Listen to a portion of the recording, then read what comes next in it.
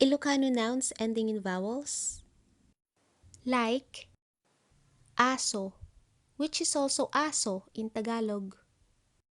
Karuba, sa Tagalog, kapitbahay. Kwarto, which is also kwarto in Tagalog.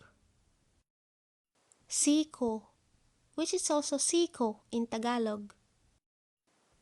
Add letter K, which is the equivalent of ko in Tagalog. My in English. So, to say my dog or aso ko in Tagalog, in Ilocano that would be asok.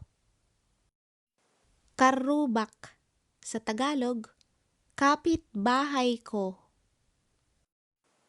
Kwarto ko in Tagalog, sa Ilocano, kwartok.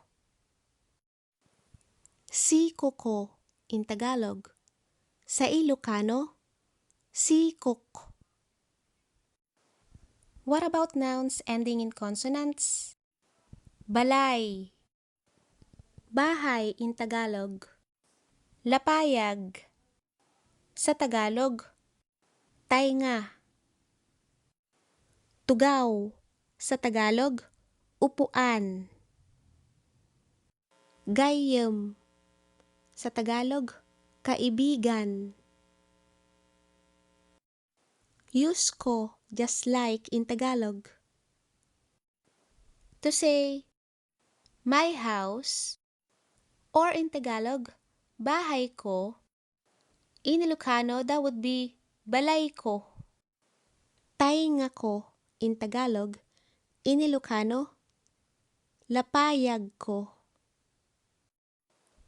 Tugaw ko, sa Tagalog or in Tagalog, upuan ko. Tugaw means upuan or chair. Gayem ko, gayem. Sa Tagalog, kaibigan ko.